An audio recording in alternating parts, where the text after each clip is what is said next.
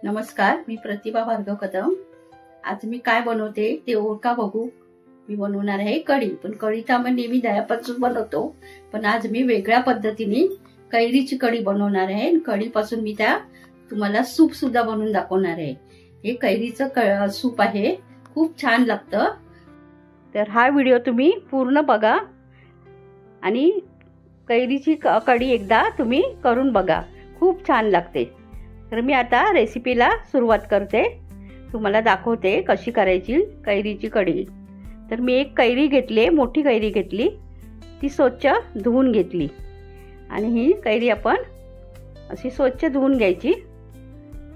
आणि मी एक नारळ फोडलाय, एका नारळाची आपण अर्धी कवड घ्यायची आणि ती अर्धी कवड आता मी किसून घेते खोबरं। अर्ध्या कवडीचं खोबरं आपल्याला पुरे होतं।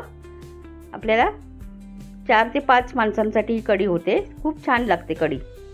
अर्धी कवड पुरे होते, एका नारळाची अर्धी कवड घेतली, ती अशी आता अशा प्रकारे किसून घ्यायची।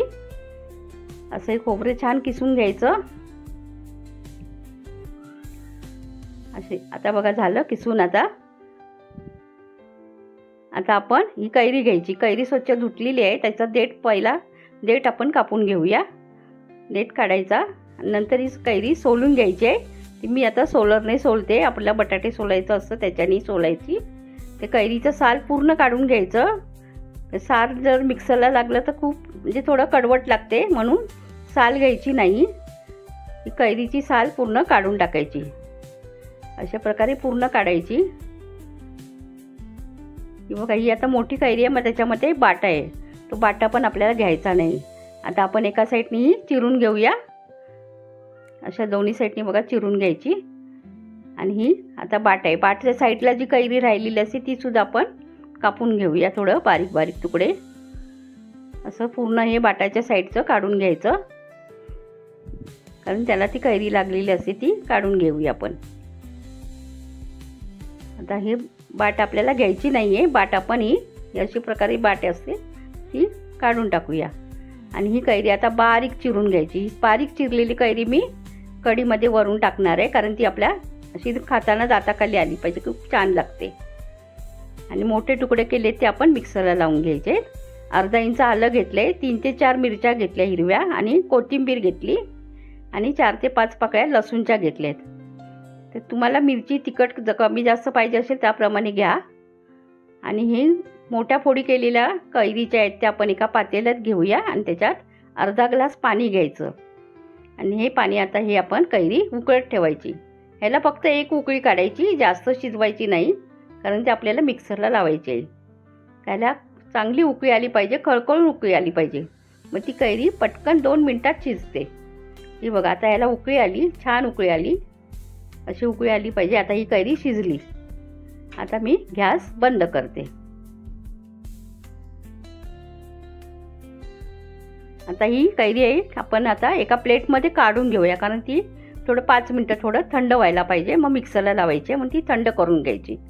अशा प्रकारे आपण पूर्ण ही कैरीच्या फोडी ह्या काढून घेऊया, एका प्लेटमध्ये थोडं थंड करायला ठेवूया। आणि हे पाणी जे आहे ते आपण फेकायचं नाही, हे पाणी आपल्याला कैरीच्या कढीमध्ये वापरायचं आहे, कारण ह्यालाच आंबट चव येते पाण्याला, म्हणून ते फेकून नाही द्यायचं। आणि इथे आपण आता किसलेलं खोबरं घेऊया, एका मिक्सरच्या भांड्यामध्ये ते खोबरं काढून घ्यायचं। आणि 4 ते 5 पाकळ्या लसूणच्या घेतल्या, अर्धा इंच आलं घ्यायचं, आणि 3 ते 4 मिरच्या घेतल्या। तुम्हाला जास्त तिखट पाहिजे तर तुम्ही अजून मिरच्या घेऊ शकता, किंवा कमी पाहिजे तर 1-2च घाला। अशा प्रकारे मिरची घेतली आणि कोथिंबीर। आता हे मिक्सरला आपण थोडं फिरवून घेऊया। आणि 2 चमचे मी बेसन टाकले, बेसन टाकलं की कसं थोडं कढीला घट्टपणा येतो। आणि ही आपण शिजवलेली कैरी आहे ना, ती पण घालायची मिक्सरमध्ये, ती पण त्या वाटणामध्ये मिक्सरमध्ये फिरवून घ्यायची एकदा। अशा प्रकारे आपण ही कैरी पण घेतली, आणि आता ही एकदा आपण मिक्सरला फिरवून घेऊया। अशा प्रकारे आता फिरवून घ्यायचं, एक जरा थोडं फिरवली, 1-2 मिनिटं फिरवायचं बघा अशा प्रकारे।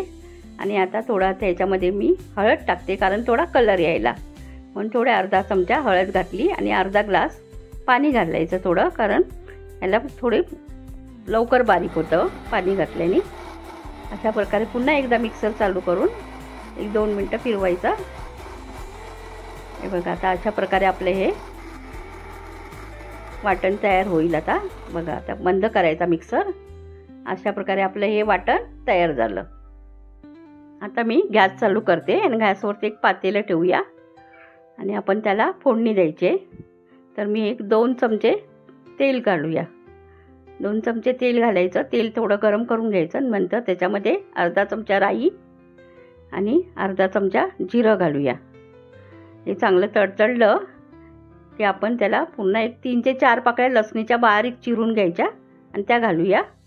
आणि 3 ते 4 पानं कढीपत्त्याची आणि 1 चिमूटभर हिंग घालायचं. थोडा हिंग घालायचं आणि तेलावरती जरा परतून घेऊया. असं छान परतली, लसूण थोडी लालसर झाली आपली की आपले हे वाटण केलेलं आहे ते वाटण घालूया त्याच्यामध्ये. हे पूर्ण वाटण असं घालून घ्यायचं आणि हे सुद्धा थोडं तेलावर चांगलं असं परतून घ्यायचं. असं थोडं तेलावर परतलं ना की छान लागतं. आणि हे कैरीचं पाणी बघा आपण ठेवलेलं आहे ते सुद्धा याच्यामध्ये घालून घ्यायचं. आता हे मी मिक्सरच्या भांड्यामध्ये सुद्धा घालते, कारण आपलं थोडं वाटण राहिले ते घालूया त्याच्यामध्ये. आणि एकदा आपण हलवून बघूया. ही खूप घट्ट मला वाटते, तर आपण थोडा त्याच्यामध्ये पाणी घालायला पाहिजे. मी अर्धा ग्लास पाणी घालूया आता आपण याला. मिक्सरच्या भांड्यात पाणी घालून आपण घेतलं आणि आता पुन्हा एक अर्धा ग्लास पाणी घातलं. आता पुन्हा थोडं हलवून बघूया, ढवळून जरा. आता बघूया जरा हलवून परत पुन्हा ही थोडी मला वाटतं घट्टच आहे, म्हणून आणखीन अर्धा ग्लास पाणी घालायचं. आणि याच्यात बेसन घातले ना त्याच्यामुळे कसं घट्ट होते, कढी छान घट्ट होते ही. थोडा तुम्हाला जेवढी पातळ घट्ट पाहिजे ना तेवढी तुम्ही, जर तुम्हाला घट्ट पाहिजे असेल तर पाणी कमी घाला, पातळ पाहिजे असेल पाणी घाला. आणि ही कैरी चिरलेली बारीक चिरलेली आहे ना ती सुद्धा मी याच्यातमध्ये घातली. आता ही पूर्ण उकळी येईपर्यंत चांगली ढवळत राहायचं, कारण सारखं ढवळत राहायचं नाही तर ही कैरीची कढी आहे ती फुटली जाते. म्हणून याला आधी मीठ घालायचं नाही किंवा साखरसुद्धा अगोदर घालायचं नाही. छान उकळी आली की मग साखर आणि मीठ घालायचं, नाही तर कढी फुटली जाते. आणि ढवळत राहायचं आपण. थोडा गॅस फास्टच ठेवला आणि मी थोडी असं ढवळत राहायचं, मग ती कढी कशी फुटत नाही. हे बघा आता छान उकळी आली. आता थोडा गॅस मी कमी करते. आता कमी करूया, थोडा बारीक करूया एकदम. आणि पुन्हा जरा ढवळून असं आता आपण हे बघा अशा प्रकारे ही छान कढा उकळी आलेली आहे. आता आपण 2 चमचे मी साखर घालते.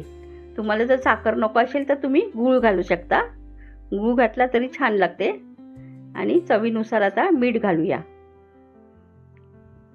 हे नंतर लास्टला घालायचं, पहिला घालायचं नाही, कारण कढी आहे ती फुटली जाते. कोणती इधायाची कढी केलात तरी सुद्धा आपण मीठ शेवटला घालायचं आणि वरून कोथिंबीर घालायची.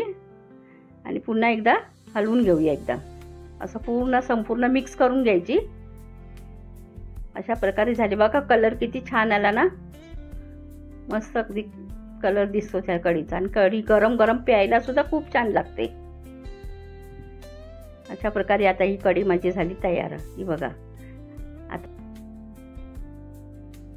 आता मी गॅस बंद केला. आणि आता कसं आंब्यांचं सीझन आहे त्यामुळे आता कैऱ्या कुठेही बाजारात मिळतात.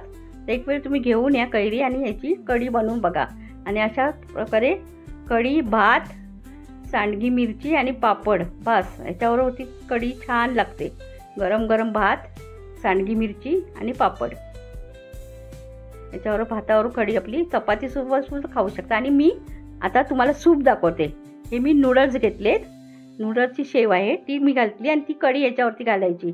याच्या प्रकारे सूप पण तयार होतं आणि कढी पण तयार होते. हे सूप जर तुम्ही गरम गरम प्यायलात ना तर खूपच छान लागतं.